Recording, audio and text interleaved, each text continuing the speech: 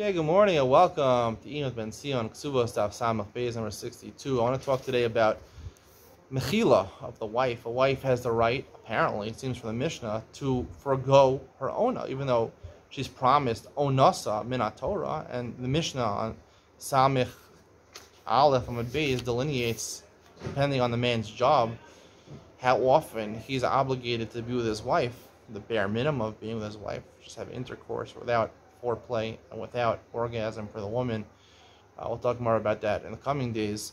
The bare minimum, how much is the bare minimum? So the Mishnah has a statement. The Mishnah on Samach Aleph Beis says that a Talmud, right? A Talmud, maybe not a Talmud Chacham, he's going to learn Yotzei the Talmud Torah Shelo B'Reshus Shloshim Yom. Now, Shelo B'Reshus, what does that mean? Without the permission of the wife. Meaning, it sounds like the wife says no. He says, yes, I'm leaving. He leaves for 30 days. Now, that's not going to make a good marriage if she is adamantly opposed to him and he says, Afal Pikin, I'm going to learn Torah. I mean, maybe, when it comes to children and parents, you have discussions like that, but a marriage is not like that. If your wife is really against something and you say, Afal Pikin, I'm leaving, that's pretty much going to ruin your marriage. So, to assume that's what the Mishnah means, Shelo B'Reshus, means against her will. It's hard to say that.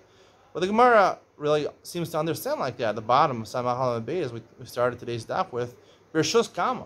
The Mishnah said Shelo B'Reshus. B'Reshus, if she gives him Reshus, so he asks, and he says, can I leave for longer than 30 days? How much? The Gemara says, Kama the boy. She gives him Reshus, of course, you can leave as long as you want. So the Gemara on Samach Beis and Aleph at the top, Orcha de Milsa Kama. Now, what does this mean, Orcha de Milsa? The normal way of things. Rashi says, Derech Eresh, Lo Yisa Lafchet, Afilu Yachol Avatota, Shkin Lo Reshus.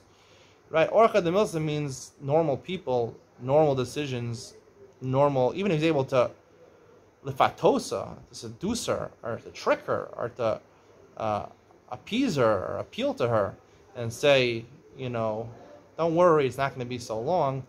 The Gemara says there's a limit. You can be out of your house for 30 days, and home for 2 months, then go about 30 days, 2 months, or 30 days and 1 month. This is Machlokes Rav and Rabbi Yochanan. But you can't leave for 2 or 3 years. The Gemara does say in Silent Bezim and Beis, the Gemara says this is the opinion of Rabbi Lezer. Ravada Barava says we pass like the Chamim, Talmidim Yosim, the Talmud Torah, Beis Gimel Shanim. And Gimel in the Ein Mishpat seems to paskin like that. That even against their wives, they can leave for 2 or 3 years. But the Gemara does conclude, Ba'avdi Uvda B'Nafshayu, they risk their lives. And in fact, certain Rabbonim, certain Talmidei Chachamim actually died on account of leaving for too long, even though they were allowed to leave for as long as they want, their wife was waiting for them to come. They had a minhag to come home every Yom Kippur, every Shabbos, and they didn't come home. They ended up dying because they didn't come home. They were learning too long, and they didn't come home for Shabbos or for Yom Kippur. Now, I don't know why they should want to come to Yom Kippur. Yom Kippur can't be together, but just to see the husband, I guess, was enough. So, I'd like to offer a different explanation of this Gemara, Orcha de Milsa Kama, because logically, it's always Shelo B'Reshus. If you get married and you have any normal relationship with your wife, you're going to realize that no matter what your job, no matter what your profession, no matter who you are, your wife literally wants to be not just having you around all the time. A wife, ideally, would like to be together with you every night.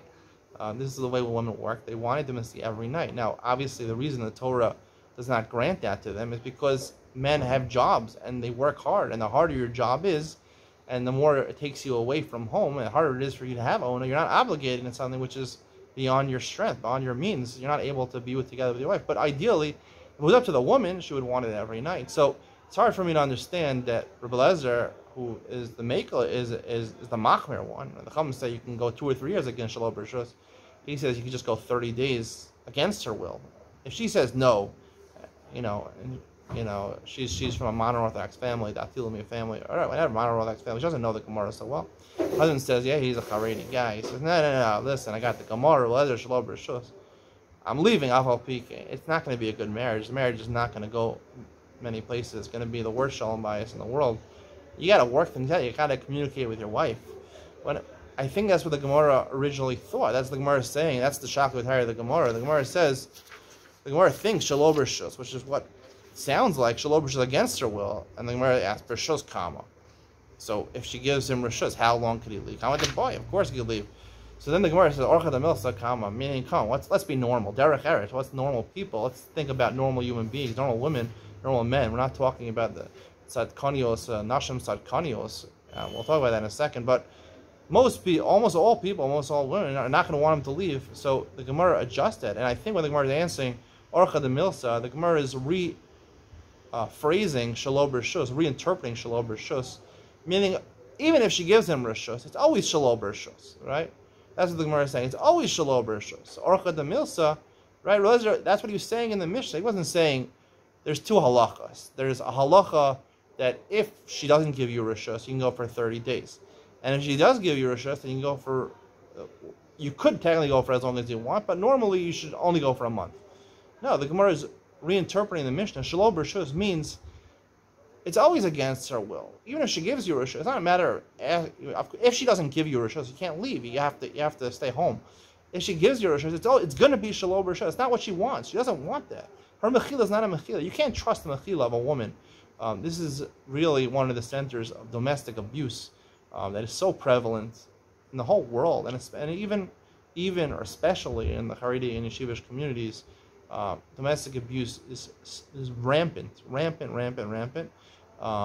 They ignore, for the sake of learning Torah, for the sake of the mitzvah of learning Torah, for the sake of getting more schar, that their wives, they tell their wives all about, you're going to get an equal share in Olam Haba with me. Women don't want that. Like the Gemara says on Daf Sam Amud Beis, they Rotza Isha Bekavet Tivlis Mazara Kavet Prisha. They want to be poor just to have their husband around. You're rich and you're not around. That's not what they want. They don't want that. They want their husband around. I was dating a girl, and to me this was a shock because, I always envisioned myself being a gadol. I wanted to be a gadol. Hopefully I was going to be a gadol at 40 years old, and now I'm 40. I'm not a gadol yet, but I don't really want to be a gadol. But I said, I'm really doing good in yeshiva. I don't think I was saying about myself. I was saying about a gadol, like, wow, wouldn't you want to, I aspire to be a gadol. Listen to my shir on The Real Me. That's what we talked about today, chapter 21. But she's like, I don't want my husband to be a gadol. I'm like, it's a from woman, yeshivish woman. Like, well, you don't want your husband to be a gadol? She said, no, I want him for me. She knew that if he's a gadol, he has responsibilities to the tzibur, to his yeshiva, to his talmidim. I want my husband for me. I want him around all the time. That's what all women want. They don't care about your status. They don't care about the money. They want you around all the time. So when a woman is being mocha and they're in a position of weakness as a woman, they want to be a good wife. There's only, right? The Gemara says the best wives are the one that do Ratzon Baila.